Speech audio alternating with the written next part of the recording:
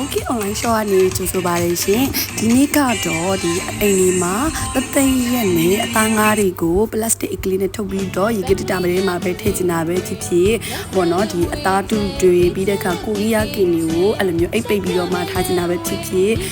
ပေါ့နော်ဂျန်နဲ့ထည့်စရာရှိတဲ့ပစ္စည်းလေးတွေပေါ့နော်အသားငါးလေးတွေဟင်းရွက်ကလေးတွေကိုလည်းအဲ့လိုမျိုးအိတ်ပိတ်ပြီးတော့မှထားချင်တာမျိုးဖြစ်ဖြစ်ဒီလိုမျိုးအိတ်ပိတ်ဆက်ကလေးတစ်လုံးကတော့ရှိနေဖို့လိုအပ်တယ်နော်အိတ်ပိတ်ဆက်လေးရဆိုလို့ရှိရင်လည်း quality ကောင်းပြီးတော့မှသုံးလို့အရန်ကောင်းတဲ့အိတ်ပိတ်ဆက်လေးဖြစ်ပါတယ်သူ့မှာဆိုလို့ရှိရင်ဒီလိုမျိုးအိတ်ပိတ်လိုက်တာနဲ့ဒီမီနီအောင်လေးပေါ်လာမှာပေါ့နော်မီနီလေးပျောက်သွားပြီဆိုတာနဲ့အိတ်ပိတ်ဆက်လေးကအိတ်ပိတ်လို့ရပါပြီရှင်မီနီလေးပျောက်သွားဆိုတော့နဲ့အိတ်ပိတ်ဆက်ကလေးကပေါ့နော်အိတ်ပိတ်လို့ပြီးသွားပြီဆိုတဲ့သဘောမျိုးပါနော်